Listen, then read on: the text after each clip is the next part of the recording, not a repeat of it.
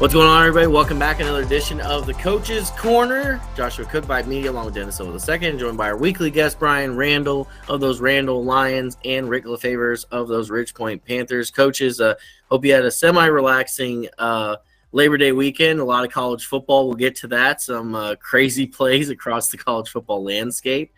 Should LSU have gone for two? We'll answer that question here in a minute. Maybe they should have.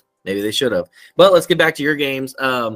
Coach LaFavers, let's start with you. You went to Dickinson this past week, fell a little short, 14-0. Just talk about it.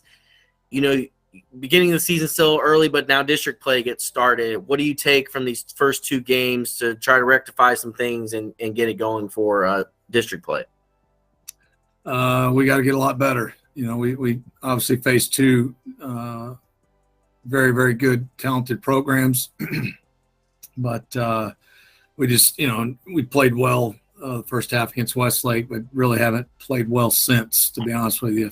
So for about 5 or 6 quarters now. And so we just got to get back to work, keep working the plan and understand it's a long season. As much as losing stinks, in the big picture, whether you're 0-2 or 2-0 doesn't mean anything as far as district race and playoffs and things like that. So keeping focus on the main thing right now is just get better. And we open up district this week against Bush, and that's the most important game right now. And for you, Coach Randle, a big road win for y'all. Y'all go and beat Port Lavaca Calhoun, who has a very challenging offense to defend against. You end up on top of that one, 30-24. How big is that just to, come off week one, the excitement of that, and carry it over into week two and get another win? The kids are growing. We needed it. We were physically handled up front, like we were manhandled, and I felt like I'm happy we got away with the dub, but I'm happy that we got to get hit in the mouth, because after a big win against Pasadena Memorial, we were kind of acting like we were good, and I was like, guys, we're far from it. So it was good to get hit in the mouth like that, and then watch the young kids battle back. Halftime, we made some different changes or whatnot, trying to handle that front. Went to a 5-man front, and then we started just throwing down on them in order for our linebackers to scrape and make plays. That's the only way we can stop it, because that first quarter, we're talking about skates, but they got Rick there every bit as good as you said. And that coach does a great job. He really does. He does an amazing job. And that it's wild, because I guess it's the only show in town, right? So the packed house, they had the horns going. You couldn't hear. We jumped offside several times. I pulled up the rule on my phone and was showing the official, hey, they can't have those air horns, man. Like, do something. And you weren't getting a call. You were not going to get a call out there, man. So it was interesting. It was fun, though. It was fun. Kids have fun. Coach Randle, what do these two games being 2-0, what have you learned about your team? Is there anything you've learned now that maybe you didn't know before, or maybe that's even surprised you on any level? We're resilient. They're a resilient bunch. Just again, they're so young, Coach. Everybody's so young, and they're still trying to figure it out. Like me personally, I like to fly under the radar. You win games as you fly under the radar, and you hit somebody in the mouth. They're not expecting it. Some of my guys, they're out front beating themselves on the chest. I'm like, easy guys, it's week 2. We still got 8 games, and like Rick was saying, preseason is great. It's great to get those wins, but what matters is district. And again, that's why I'm glad we played them, because some of our district teams they have them big old lines like that that can move people. And Coach LaFavers, I guess you mentioned just being 0-2, you haven't played well in 6 quarters, but that's why you schedule these non-district games, right? Against a team like Westlake and Dickinson, you're kind of getting out of them what you expected. What are the positives that you can see? I know it might be hard to see right now of your team through these games against opponents like Westlake and Dickinson. As the head coach, regardless of who we're playing, we're not playing well, whether we're playing Baines Middle School or the Houston Texans. I want to execute and play well. regardless of the score. So that's the most concerning part right now is we're just not executing and playing well, regardless of our opponent. But on the other side of that coin, we did play two, very physical and elite programs that, it lets us know where we are and what we need to work on and what we're capable of and what we're not right now and what we need to get done moving forward. So it was a good litmus test, and it's just it's no fun being 0-2. But again, it's something that there's been a lot of programs. We started out 0-2 when we went 4 rounds deep my first year here. And they started out 0-2 in 2015 when they went to state semifinals. North Shore started out 0-2 when they won state back in 14, 15, somewhere in there. One of their first ones. So all the preseason doesn't matter as much. Just my main concern right now is we're not playing well, and so we gotta get that corrected in a hurry. What's your number one thing as far as when it comes to playing well? What is there something specifically you're pinpointing on that could affect the other things and be like a domino effect if you play well in a certain area?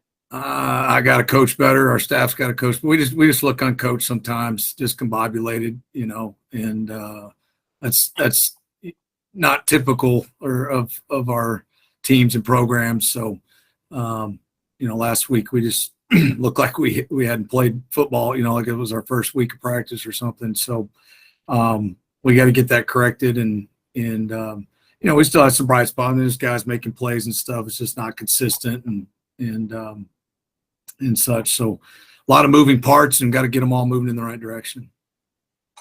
Coach Randle, y'all got Columbia, I believe, on Saturday, right? Yes, sir. Going into that game, what's kind of the message? What's the emphasis? Just more of the same, assignment football, and then offensively we've got to establish a run game. We got to establish a run game because we want to be balanced overall. And right now we're struggling to establish a run game.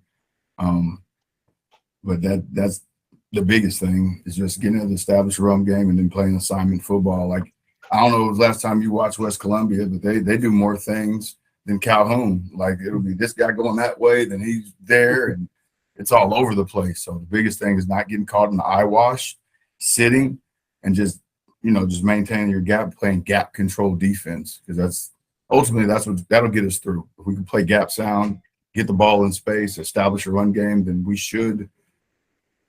It's going to be a fight, but we should be okay. And Coach LaFavers, y'all have Bush, I believe, Saturday. Is that right? Yes, sir. At Tully. At Tully, that's right. Yeah, it's a home game for us at Tully. First of all, that circumstance, is that difficult for kids? I mean, when you have home games, you're having to play at different stadiums because Hall Stadium is being renovated. Is that a big deal? Is that not a big deal? Like for the kids mostly? I think it's overrated. I mean, we're traveling to, whether it's Mercer or Hall, anyway, getting on a bus, it's just maybe another 15 minutes trip instead of going to Mercer. So, and to be honest with you, Tully's kind of a carbon copy of Mercer and Rhodes. They're all kind of, built the same kind of bowl style. So, that doesn't bother me. I don't think it'll make a difference. And going to Bush, is there any particular emphasis as far as, I mean, obviously you guys know them very well, district opponents. Is there what's the message this week to these kids as far as going up against Bush and having a chance to start off the real season now 1-0? We got to beat Ridge Point first. I mean, we got to get better. Bush is always talented and always physical and athletic. But we got to worry about us and get us better, and regardless of who we're playing. So that's the first and foremost, just doing our job, each and every, including coaches, just everybody doing their job and executing and collectively giving ourselves a chance to be successful. And of course, we talked about last week, we talked about college football and all that fun stuff, and it was an exciting weekend of college football, double overtime game for U of H, a lot of Houston talent in that game, and then the LSU game from the other night that came down to a blocked extra point. When y'all watch these games, are y'all able to enjoy as fans, or you kind of like are in coach mode a little bit? Like, oh man, Brian Kelly should have gone for 2. He had all the momentum. That's all I've heard for the last 24 hours. I'm sure LSU fans are kind of thinking the same thing. So what are y'all's thoughts on a couple of those games and the opening weekend? I thought he was going to go for 2, honestly. I thought he was. I was like, he messed around and go for 2 here because they had it blocked earlier. So and then early on in the year, I mean, special teams struggle on all levels, like early in the year. So I thought he would go ahead and go for 2, but those guys get paid a whole bunch of money to make those decisions, man. Yeah. I'll tell you, in hindsight's 2020. If he makes it, nobody's saying anything, and if they go on into overtime and win, I didn't get the chance to really watch any of the games this weekend, but I saw highlights and stuff. I think a lot of that's a little bit of gut feel. If it sounds like they had momentum and it was kind of an exciting, high energy moment where FSU was on their heels, then you probably go for 2. But I think historically the at least for me, and Brian, you chime in here, the home team you usually go for the tie, and if you're on the road, you typically will go for 2 because you're just trying to get in and get out. But in overtime, you feel like if you're at home and you got the crowd, especially at the collegiate level, where you can pick sides and student sections and bands and things like that, and that can really have an effect on an opponent more so than maybe high school. But so that's kind of the historical answer. But again, a lot of it's gut feel and momentum and things like that. I agree. I know that when I was this assistant head coach and defensive coordinator at Taylor, we had went for 2 against Angleton, and we ended up winning the game. I mean, we won the game. I think they scored. It was 8-7, but I tell you, it was like a hard fought game. And when I asked Jody Jordan was the head coach at the time, I said, "Why in the world? Like, why we go for 2 there? Why we don't kick the field goal?" He says, "Hell, Randle, I was just tired of being out there." Like he said something to that. Like he said something to. Well, and there's sometimes there is that, like where the fatigue. I mean, you kind of take it all in. Were you guys on the road? No, we were at Crump. We were at Crump Stadium because I couldn't believe it. I couldn't believe the call. Happy we won. We beat them. And again, like I said, it was to that. It wasn't exact those exact words. Yeah. But it was to the sense of like, hey, we're tired. Like he didn't feel confident in going into overtime. Mm-hmm. So he said, hey, we're going to win. Yeah, that plays. Yeah, I get it. We're going to win or lose it right here. And it worked out for us. But I was like, what are we doing?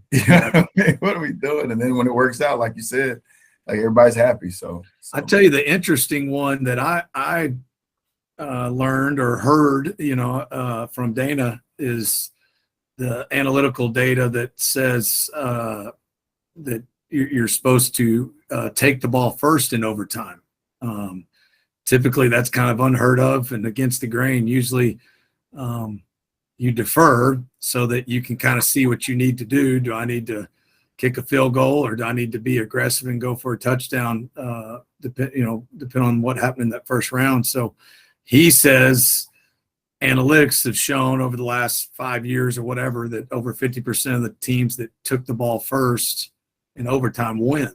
And so they were asking him about that because I guess he chose to take the ball first in overtime or something like that. But so I thought that was a little unique. I'd never heard that, but obviously, like you said, they got a bunch of money and researchers that study all that stuff while you and I are coaching JV and freshman games on Thursday. So they got minions doing all that data research. We're down 4 coaches out here, man. We're down 4, so we're literally coaching all of them. There you go.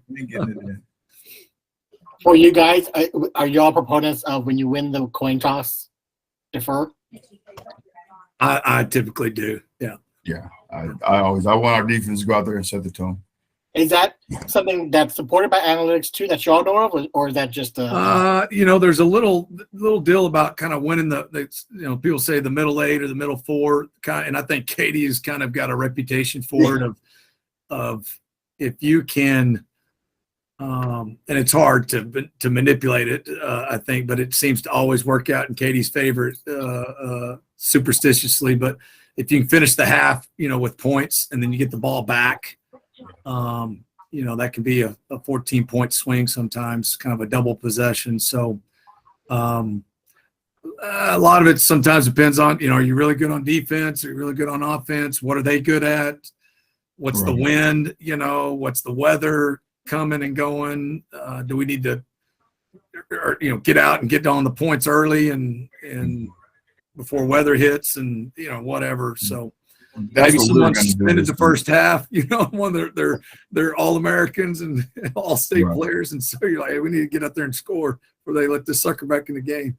But typically I defer. So playing Calhoun, that's what we were going to – if we would have won the toss, we were going to get the ball first because we wanted them to chase us. Yeah. Because that offense isn't built for that, Yeah. So that was – ideally that was the plan, but we lost the toss anyway. So it was like anything else.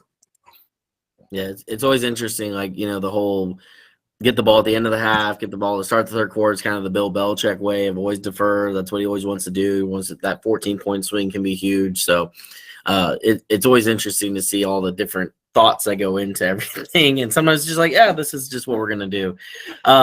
How much of it, when it comes down to coaching, because I always think it's interesting, when you have fourth downs and stuff at certain points in games, or if it's a crucial moment, is it a lot of it just gut feeling, just kind of like how you're playing? Do you ever look into your kids' eyes and kind of go kind of see what's kind of in them and okay, can we go get this fourth down? And I might have Hollywooded that up a little bit, but you kind of get the idea. No, I think you're spot on. I mean, for me at least, it is a lot of gut feel and where are we at in field position, how's our defense playing if we don't get it. How many timeouts do I have? What have we been successful with? Field position, you're kind of in no man's land. Does punting the ball really help you? Especially if it's a touchback, you gain 7 yards of field position, that type thing. So I'll tell you this, against the Atascocita, like I said, I still have nightmares last year. The analytics, told us that points would be valuable in that game. And so I got down and tried to kick field goals on fourth down instead of going for it, which is kind of the conservative way, smart way, if you will. Don't ever give up points, etc. The old Tom Landry way. But we missed 3 field goals. And when you lose by a field goal, you have nightmares. And then the 1 fourth down that I did go for it, BJ scores on, And so I'm like, well, shoot, I should at least let him try 2 out of those 3, even if we don't get it, maybe, I was an idiot head coach for not putting the ball in his hands, at least one of those. So, like I said, I think so much of it's game feel and who you got and who you're playing and such. Yeah. We went for it 4th and 4 on our 37 because we just didn't want to give them the ball back. It's like, man, if they get the ball back, they're going to score. So, and it worked out. We drove down, scored, and we ended up winning the ball game. So that's a lot of confidence in y'all's offense, coach. Or, I mean, I guess more lack of confidence in defense. I've been there before, man. That same thought process was, man, they must score anyway. So exactly, they're gonna score. They'll score fast. That way, we'll get the ball back quicker. They have a short field to score on. We'll get it back and maybe kick onside. And, I mean, like you said, all of the teams they make you think differently. I mean, and probably Wing T too. Those teams that kind of grind the clock and shoot, we might not get another possession. For a whole. I played Calhoun before where we did not touch the ball offensively for an entire quarter. And it works in their favor that way sometimes. It reminds me of kind of like Liberty Hill and what they run. They run the triple option, and it's funny because people are like, well, all they're doing is running the ball. It's like, well, it's not just running the ball. It's which direction they're running the ball and all the moving pieces. And in high school football, there's probably a handful of teams that run triple option still. When you run into the playoffs, you have to try to mimic it, and your kids have never mimicked it before. So they're trying to figure out which way they're going to go. So Liberty Hill is always an interesting one to watch. Well, and Liberty Hill actually runs the wing T. Oh, wing T, yeah. Wing T, slot T. And I think that's what West Columbia is too. And it is a lot of misdirection. And you do see a lot of the smaller, lower levels running that. But it is the great equalizer. especially when they're very good at it.